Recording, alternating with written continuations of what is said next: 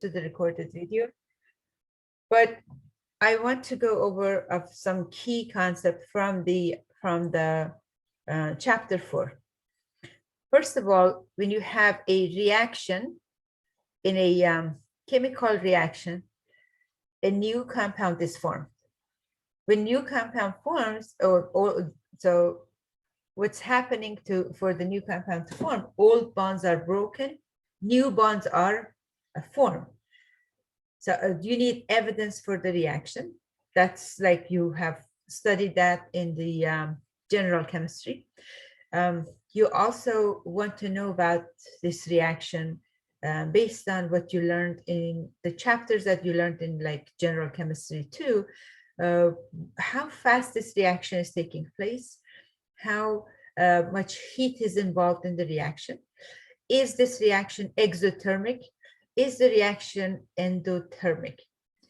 But basically, if the reaction requires heat to go through product, or it would release heat when the reaction takes place.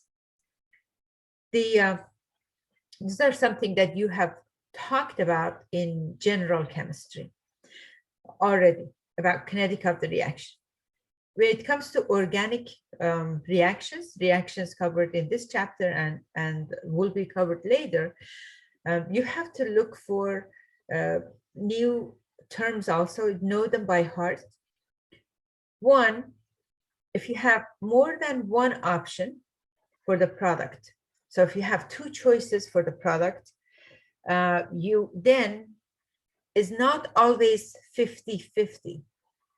Sometimes you have a major product and you have a minor product.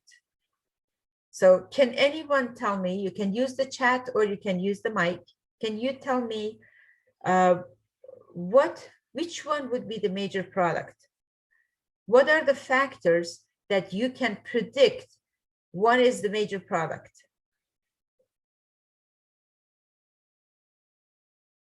When you say major product, minor product, that means that let's say you get 30% of one, 70% of the other product.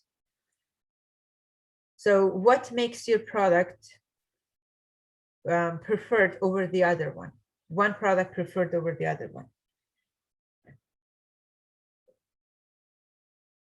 So if you review the chapter 4, it does mention, I just want to make sure to emphasize on that. And I'm waiting for your response, either chat or mic.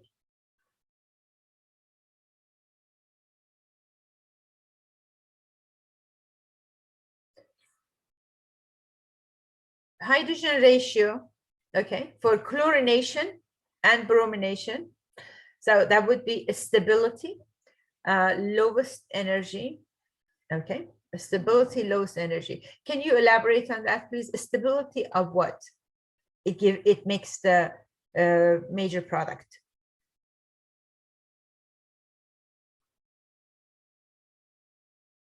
Based on the chlorination, if you consider the chlorination or bromination, a stability of what is going to determine which one is going to be the major product. A stability of the reactant, a stability of the product, a stability of the reagent that you have. A stability of what? I have not given the answer yet.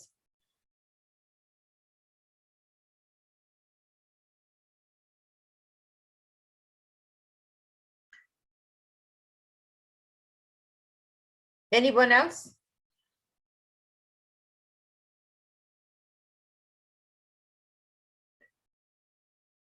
Okay, there are two factors that would make a major product. One is a stability. If you have intermediate, if you do have intermediate, a stability of the intermediate is going to, the more stable intermediate is going to yield to major product. And the least stable intermediate is going to give the minor product. That's one factor. Later on, when we are talking about like alkene, the different type of reactions, if the stability of the intermediate is the same, or basically is going to like resonance, then we look at the stability of the product. But majority of the time, we are looking for a stability of the intermediate. Okay, stable. The more stable the intermediate, the faster the reaction. The faster the reaction is going to yield to major product. Okay.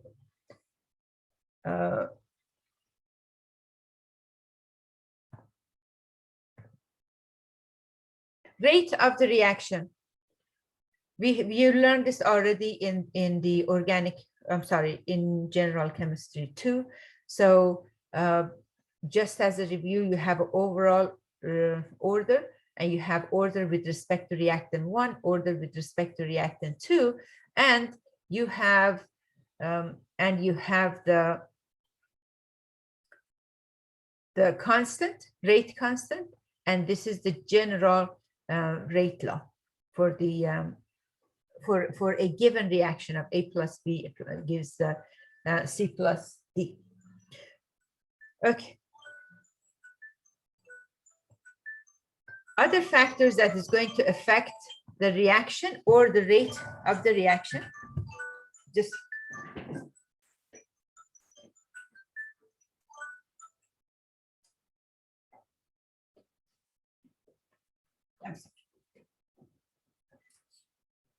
so can you tell me what are the factors affecting rate of the reaction? What are the factors?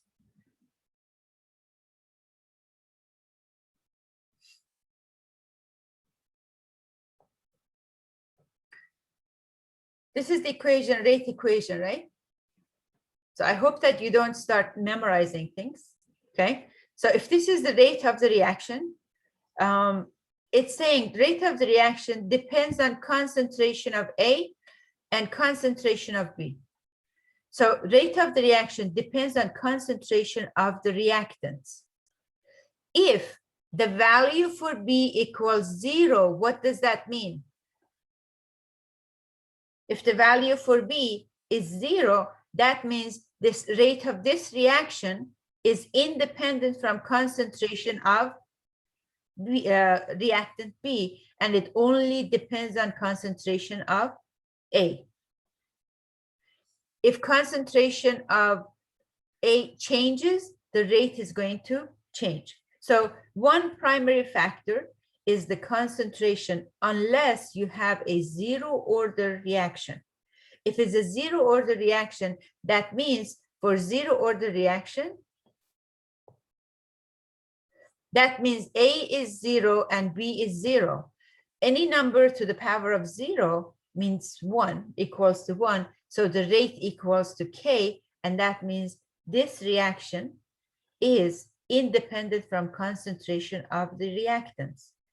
Okay, so it just depends on the nature of the reactant and not the concentration of the reactant. So that's what primary factor, concentration of the reactant, except for zero order reaction. Other factors that can affect the rate of the reactions. Can you tell me what can affect the rate of the reaction? You can look at this diagram. Maybe it helps you. What are the other factors? Temperature. Temperature. How does temperature affect the rate of the reaction? What does rate of the reaction mean? Rate of the reaction means that how fast reactant changes to product, or how many, or what population, or what percent of the reactant would change the product over a specific time. So that's the rate of the reaction, like how fast you can get there as the rate or speed of your driving to your destination. For the reaction is how fast the products are formed, or how many or of these molecules, or have what percentage of the reactant is ready to go to product. So you have two different temperature here. With the two different temperature that you have in this diagram, you see if you have the red color, which shows a higher temperature, more products are more formed, or higher percentage of the reactant will go to the product. That's for the temperature that you saw the temperature. What about activation energy? Can you say something about the activation energy using this graph? What is activation energy? And how does it affect the rate of the reaction? Inversely or directly proportional?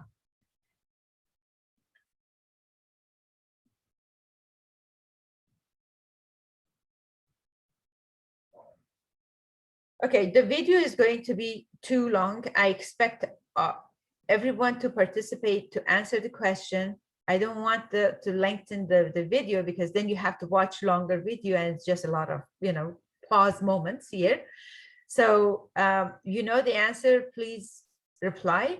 Okay, inverse, thank you. And I expect, since you already looked at the chapter 4 and you had general chemistry too, these are something that, you can at least have a educated guess about it.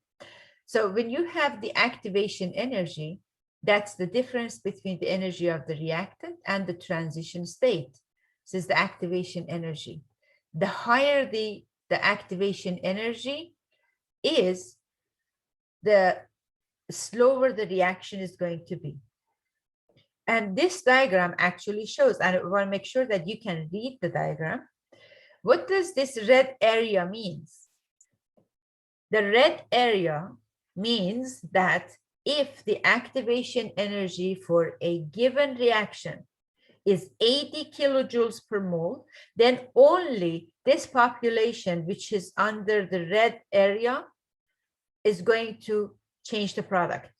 They are the only molecules that they are qualified to change to the product. Now, if the activation energy is half, which means 40 kilojoule per mole, then this area of the graph represents the product. How much product is going to form, or how many molecule is it has the activation energy is qualified to jump over the transition state. Transition state is the highest energy level of the compound during the reaction time. So it has to, in order for the reactant to go to the product, has to pass this transition state. If your reactant does not have enough energy, is not going to go to product. Now, what happens if the energy is, activation energy is only 4 kilojoule per mole? If it's 4 kilojoules per mole, then you have this whole area, the light green, the blue, the darker green, the red, all of these is going to molecules, or the reactant is going to be qualified to change to the product. So the lower the activation energy, the faster the reaction, because we get more product forming. When you see more product forming, that means faster reaction.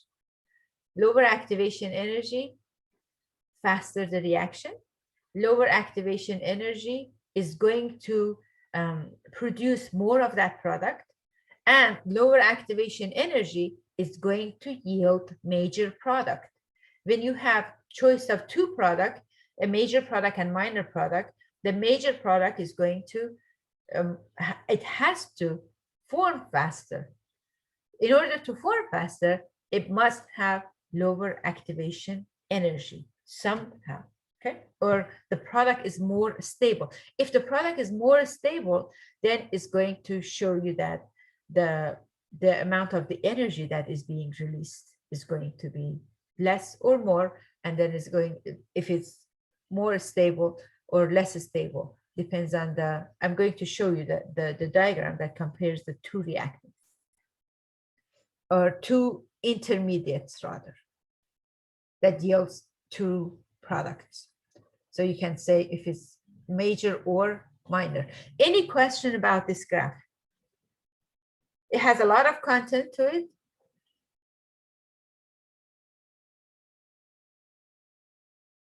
So temperature effects, activation energy is going to affect. Both of them is going to determine how the rate constant changes. So lower activation energy and higher temperature. The lower the activation energy is, the higher the temperature is, because this is negative value, is going to give you a better number for rate constant.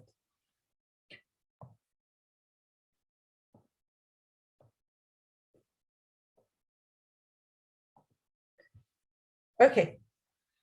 When you look at the energy diagram, can you tell me if this reaction is this diagram represents exothermic or endothermic reaction? Is this oh, it already tells you, sorry. The answer is there. This is an exothermic reaction. What does exothermic reaction means? An exothermic reaction? The bigger energies on the product. Exothermic means that it's going to release energy, right? Endothermic means that energy has been absorbed. A reaction requires energy in order to go to product, or the reactant is not going to change the product unless you provide energy or heat from outside. So for exothermic reaction, energy is going to be released. Where is this energy coming from? If you look at the energy diagram here, you have the arrow up. That means if you have the reactant in this level, that number, whatever it is going to show you the energy of the reactant. And then you come here, this is the energy of the reactant. You come here, the product, and you draw a line to cut the energy line. Here is going to be energy of the product. Which one has greater internal energy? The reactant or product? This basically shows the internal energy, or energy based on a structure, or is that kind of potential energy that is like hidden in the molecule, in the sample. Reactants have more energy compared to the product. So if the reactant has more energy compared to the product, when the reactant changes the product, what happens to that difference in energy? That difference in energy is going to be released to environment. So if you compare propane gas, okay, propane gas that is used for, barbecue, you grill, or, you generate heat by burning propane gas. The products are water and carbon dioxide. Okay? Water and carbon dioxide, they have much lower energy. They are a lot more stable because they don't explode on their own compared to propane. And when you turn on the grill, what's going to happen, you see the flame, you see the heat coming out, and that is basically the difference in the energy of the reactant and the product. If the product have less energy, then your reaction becomes exothermic because the difference in energy is going to be released to the environment. So I want you to be able to draw the energy diagram. Let's say on the exam, you would see this, okay? You would see this diagram, everything that is there, with exceptions to these writings, like the green or the red color. Okay, then you would see like this, maybe arrows. And you have to be able to tell me what are those, what each represents. So if you see just like this, if I copy this one, I have the difference here. So I will call this A. I will call this B. I will call this C with no order. Okay. I will call this E. Then I would ask you to label each one. Okay. E is transition state. B is the energy of the product. Okay. Maybe here would be B would be energy of the product. Here is the energy of the reactant. And then there would be a question, is this exothermic or endothermic? So you need to recognize what's exothermic based on the energy diagram. Is it exothermic or endothermic? Who comes up with this is an organic chemist, who not organic chemist, physical chemist. Someone who studies physical chemistry basically comes up with this. Is based the observation of the measuring energy of the reactant and the product, like step by step of the reaction, and then they come up with this energy diagram. But we have to be able to interpret that that diagram. Okay. What's the difference between these two reactions, the diagrams that we have here? One that is drawn and then the other one was part of the slide. What's the difference? The difference between diagram A and diagram B.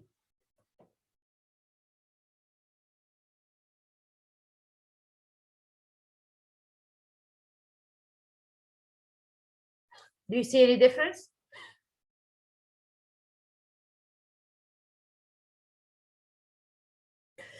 Two transition states and intermediate. Thank you, Luke. Okay, so we have an intermediate here. This reaction, it's a two-step reaction. Reaction B or diagram B represents one-step reaction. So you have a two-step reaction, and this is a one-step reaction. You do have intermediate here. And if you do have intermediate is like very reactive species that is going to form during the reaction and it will be consumed right away.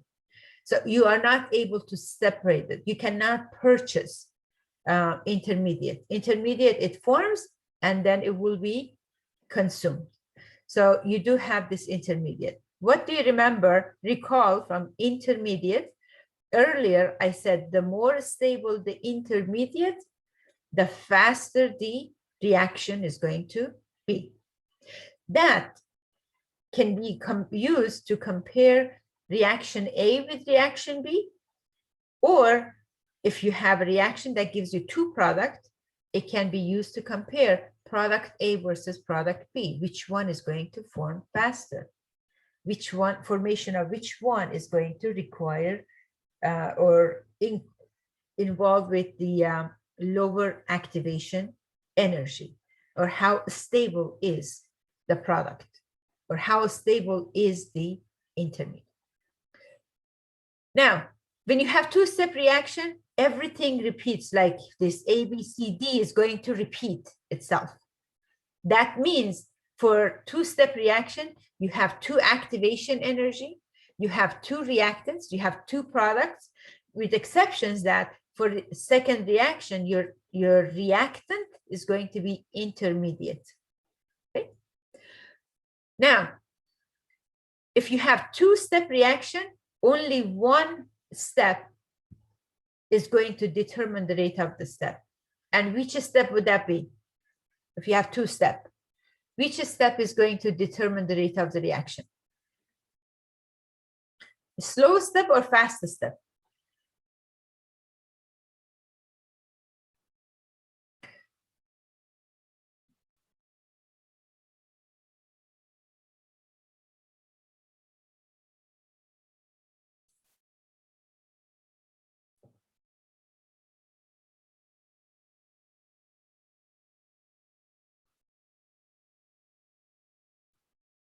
Okay, we have two-step reaction here. Which one would determine the rate of the reaction? Let me put it this way. you have two exams, okay? One exam is very hard. The other exam is very easy. Exam 1 is very hard. Exam 2 is very easy. And they both have like 50-50 grade distribution. Now, how many people is going to get A? It depends on the hard exam or easy exam as a final grade. How many people would get A? Would it be determined by the hard exam or would it be determined by easy exam? Hard exam. Okay, if we say activation energy for reaction 1 here is 17 and activation energy for reaction 2 or step 2 is 4, which one is going to determine how fast the reaction is going to go through is going to be the one that is slower, just like hard exam, because your compound, they should be qualified to go through the first activation energy, the first transition state, before they can go to the second. If they pass the first one, they would definitely go to the second one. So if someone gets A in the hard exam, there's a very good chance that gets A on the second exam because the first exam was much harder than the second exam. Considering all other factors, the time spent to study and attendance of the class, participation in class, they're all the same. Okay.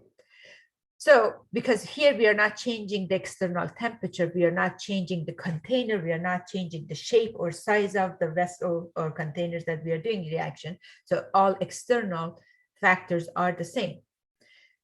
Activation energy is different. Higher activation energy means slower reaction. If you have two-step reaction, the slowest step is going to determine the rate of the reaction, not the fastest step. Okay. What is the product of the slow step in this case? Product of the slow step is called intermediate. Okay. So you're intermediate. The more stable the intermediate, that means it's going to move, is going to form faster, then the faster the reaction is going to be. That's like if you're comparing two separate reactions. They both have a two-step reaction. They both are two-step reaction. And then we are comparing the intermediate from one, formation of intermediate for one compared to formation of intermediate of the other reaction. But if you have one reaction with two steps, the slowest step would determine how fast the reaction is going to be.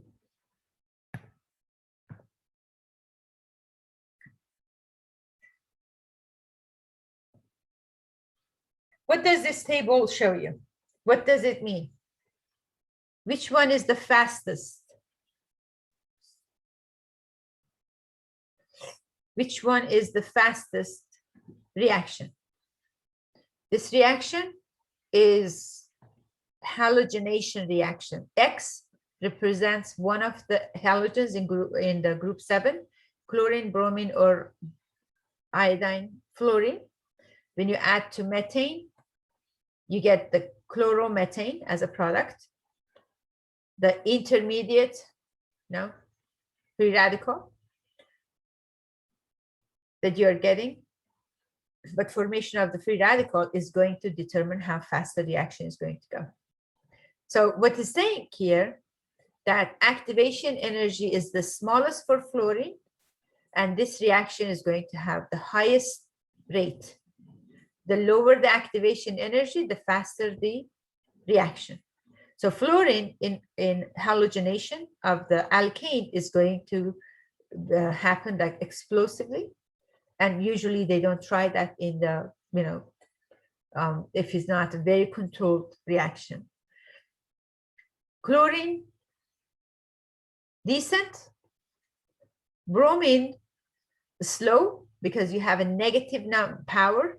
If you have a negative power, that means that it's slow reaction.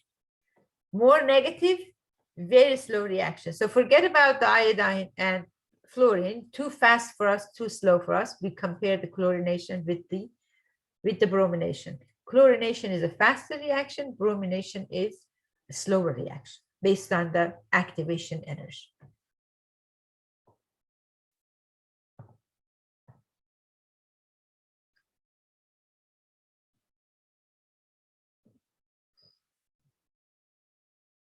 Okay. Delta H of the reaction is plus. What does it mean?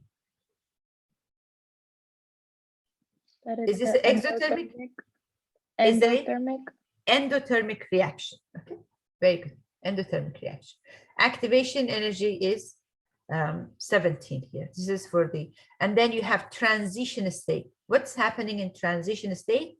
The product has not formed yet, but reactant also has changed, is in between the formation of product and the changing of the reactant. Is like transition. If you take like consider a house, people are moving in, people are moving out, that is like a transition. They are in transition. Someone is coming in, someone is leaving in transition, and it's very, very high energy. Everyone is like stressed out because they are moving out, moving in, a lot of things happening, and it makes that house at that point very like unstable. Nobody is settled down. They're moving, okay? And if they are not settled down, that they are in the transition state, and this transition state in the energy diagram shows the highest point of the energy diagram, usually is drawn like this, transition state. If you don't write the transition state, you use this symbol. So if you see this symbol in the graph, means that is the transition state. So if this information is given to you, you should be able to draw and label all the steps. Okay, I don't want to go too much in detail because you do have a recorded video for this chapter as well.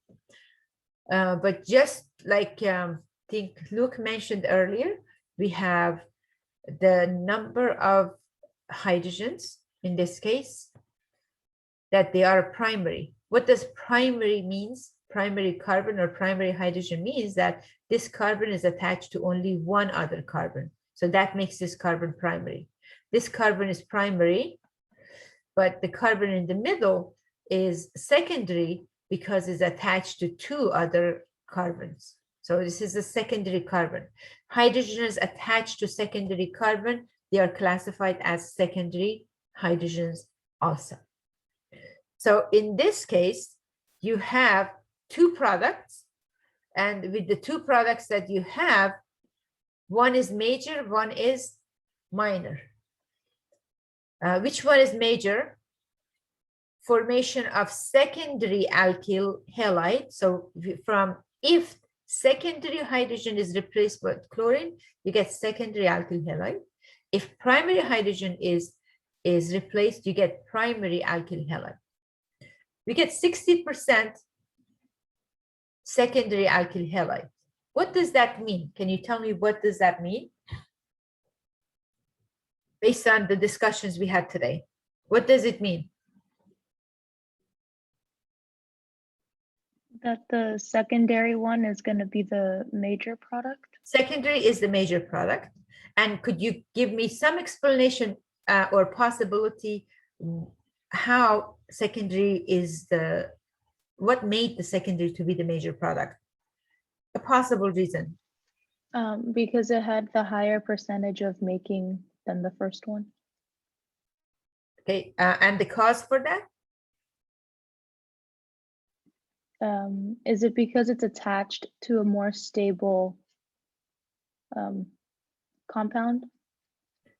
Very good, more stable, but that more stable is basically the more stable intermediate that is forming here. So when you get secondary free radical, is going to be more stable than a primary free radical. So the intermediate in this reaction is a free radical. Basically, when the hydrogen is removed, like this hydrogen is removed, you get free radical, is hemolytic cleavage. You get a free radical. And then if this hydrogen, secondary hydrogen removes, you get a secondary free radical, because the free radical is the intermediate, and for secondary free radical is more stable than the primary free radical. And since the intermediate was more stable, that yield to faster reaction, and that yield to major product. Very good.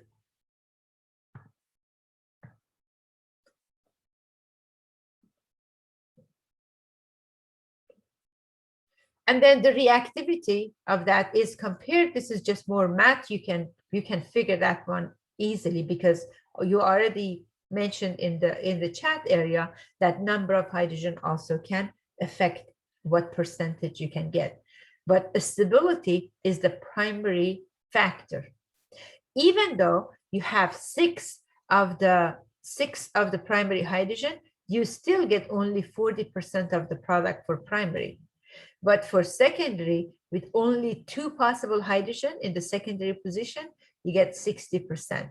So basically, each secondary hydrogen is 30 times 30 to 6.6. So it's like 5 times more, about 5 times more, right? Of the more reactive. Secondary is more reactive overall, we can say. Or we can say secondary free radical halogenation is going to take much faster than the primary.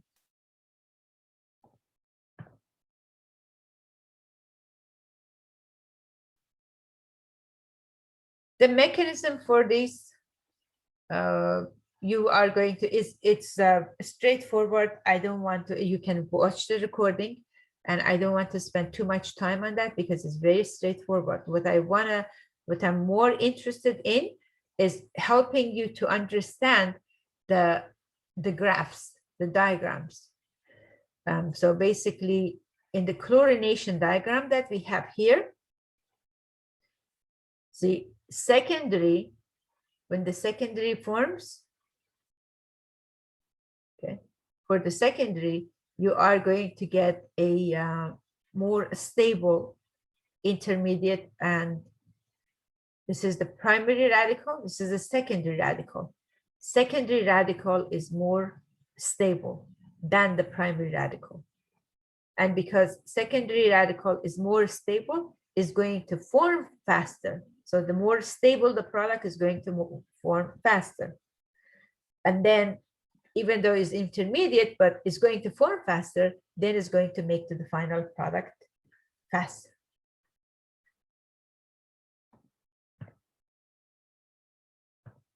Unrelated. Okay.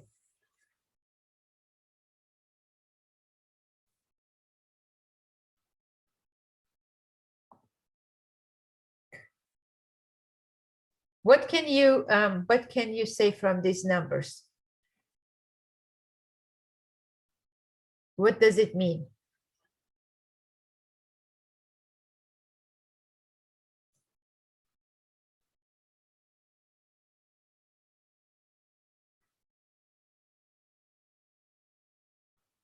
Delta H is enthalpy of the reaction.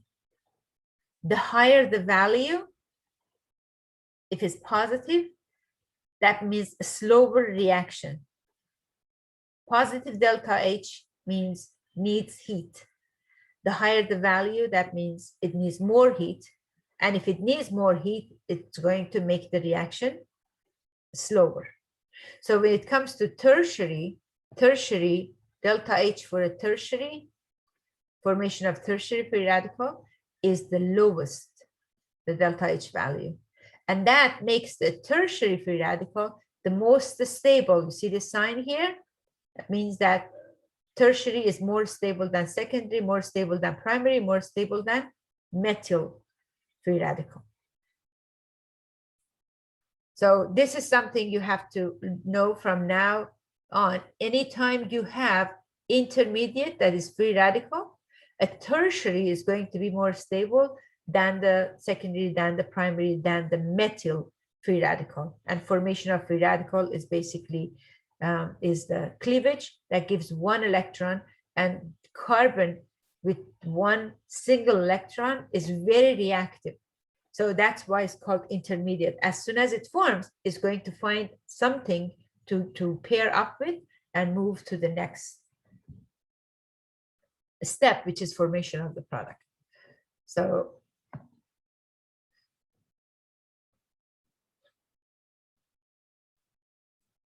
okay, even though you have only one tertiary, but you still get considerably more product from the tertiary part, tertiary halogenation.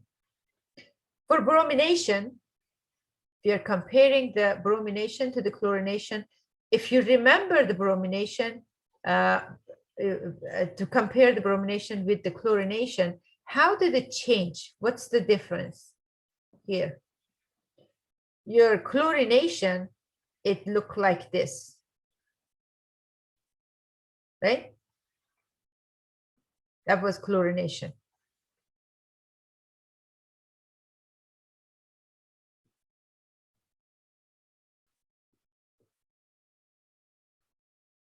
Bromination, the major difference is that when you come to bromination, bromination overall is an endothermic reaction. Chlorination is an exothermic reaction, but bromination is endothermic reaction. Still, a secondary free radical is going to be more stable than the primary free radical, so it's going to form faster. So you get faster reaction for secondary. But this faster reaction is going to yield 97% of the product versus just the 3%. So this represents that, or it shows that if your reaction is a endothermic, a stability of the intermediate is even more significant factor in determining what product is going to form. So it's going to be a lot more effective, or a lot more significant determining which is going to be the product, a primary or secondary. Okay. That's what basically represented. Comparing a better graph of chlorination with the bromination. Bromination endothermic, and chlorination is exo. Endo and exo. So the difference in both cases, secondary is more stable than the primary.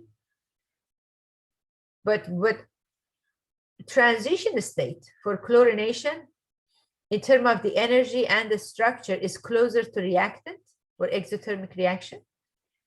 Transition state for endothermic reaction is closer to the product. You see, it's like the difference in the energy is very close. You're in the reactant side. Transition is close to reactant. Transition is close to product. For endo, transition is close to product.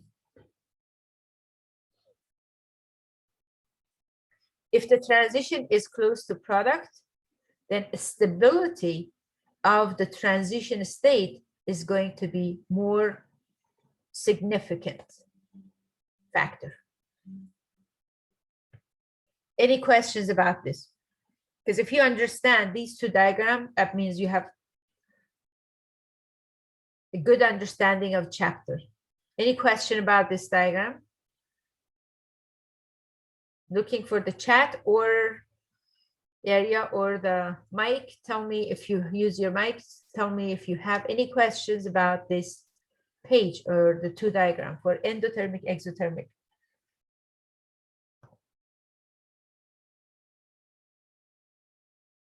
I appreciate if you just say no questions, I could move on so the video is not too long.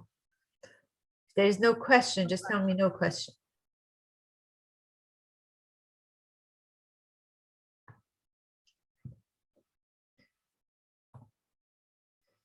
So it shows again the transition state also transition state, let's say hydrogen is leaving, bromine is coming in. For chlorination, in the transition state, hydrogen is closer still, spends more time around the reactant. But the in the endothermic reaction, hydrogen is almost gone, it's further away. So close in the structure, close in energy, and to the product for endo, for exo is going to be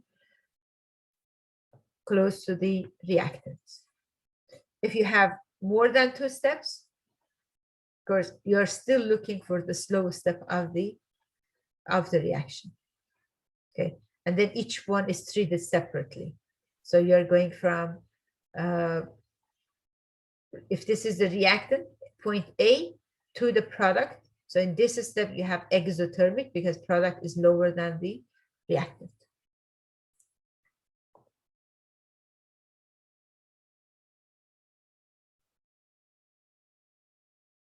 Intermediates. What are intermediates? Intermediates are species that would form in a reaction and would be consumed right away. You could have carbocation, you could have free radical, you could have carboanion, or you could have carbene.